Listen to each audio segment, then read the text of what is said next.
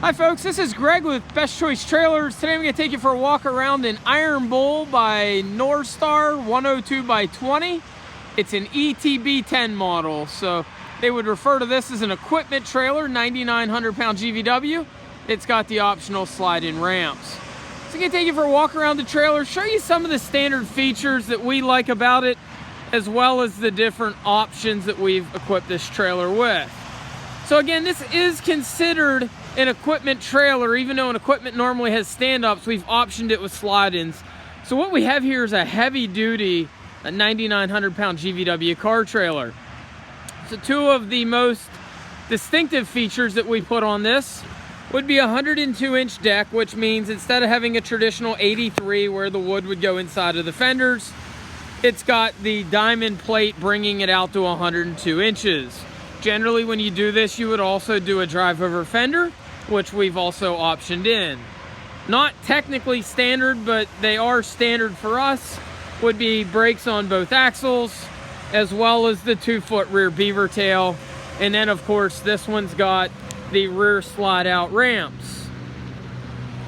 Okay, let's take you around this trailer and show you what all, in addition to those optional features, is standard.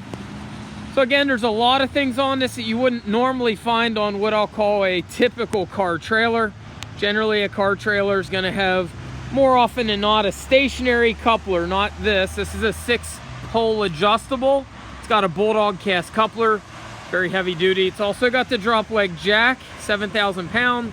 If you're not familiar with the drop leg jack, you would simply pull the pin, let the inner leg extend, and then you've got the sidewind jack handle that'll help you crank the height of the suspension in the ball, so you're only cranking a few inches. A couple other neat things, they've got the chain holders built in, nice idea. They've also got a sealed wiring harness.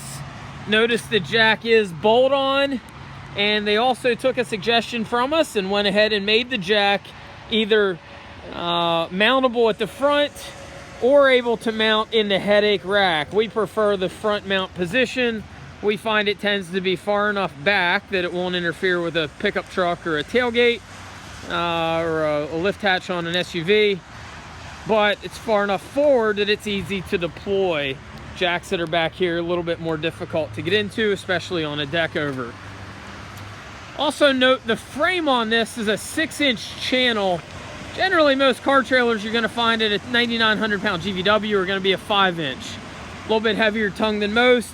Tongue also wraps back to the spring hanger. Now generally the main frame on this, which I'll try and show you there, normally the main frame would also be a 5-inch channel. You see it up there, it's a 6-inch channel main frame as well as the tongue. So again, both of those a little heavier duty than normal. Tie downs, they do a very good job with. Instead of just, generally car trailers, you're gonna get maybe D-rings, couple stake pockets. They also give you the rub rail and the chain spools in between.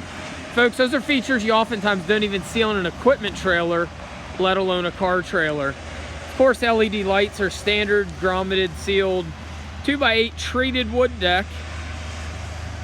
Again, this was optioned with the drive-over fenders. Instead of a 72-inch standard fender or some 78-inch drive-overs, these are extended drive-over fenders, make them a little bit more functional. Dexter axles are standard. Notice the 6-lug, be a 5,200 pound, 225/75 R15 load range D 8-ply tire. It's got the Dexter forward adjusting brakes as well as the Easy Lube hubs. Okay, another thing we like on the drive-over fenders, they put a support at the front, middle, and the back. So you got 3 supports on the fender. And they also put a heavy-duty fender on. A lot of times your drive-overs are a heavier 7-gauge fender instead of a typical 14 or sometimes 16-gauge fenders. So again, heavy-duty drive-overs on these, brakes on both axles. Okay, moving on back, we also got some D-ring tie-downs. Again, 2-foot beaver tail's been optioned in. Total deck length is 18, beaver tail's 2 for the total 20-foot. Couple other little details they do. 3 marker lights are standard, as well as a stop turn tail. They put extra lights on either outer side. Another thing we like, ramp option. you got the whole way across instead of just, some of them give you a foot or so of adjustment. This one you can take the whole way across. Okay, this trailer is available with different options. You can get it with a tread plate steel floor. You can get different lengths. You can get it in a standard 83-inch. Of course, this is the 102, often also referred to as a buggy hauler. Again, you might see this referred to in different ways. Again, we like this one because it's a well-built buggy hauler, or like I said, heavy-duty 10K car hauler.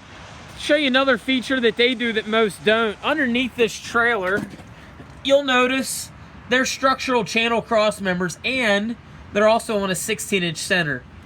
Industry standard on car haulers are generally 24, and most of them don't use structural channel, rather they use angle iron. So again, this is what we would refer to as a very heavy-duty 10K car hauler.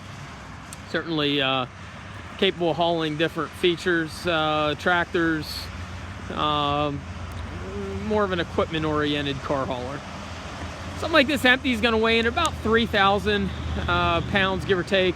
Going to give a net payload of about 7 plus tongue weight. Tongue weight's about 15% or 1,500 pounds. So you're going to be able to legally get in the 8,000 pound range. Folks, if you have any questions on this or any of our other trailers, give us a ring. 717-220-4220, or visit us on the web at bestchoicetrailers.com.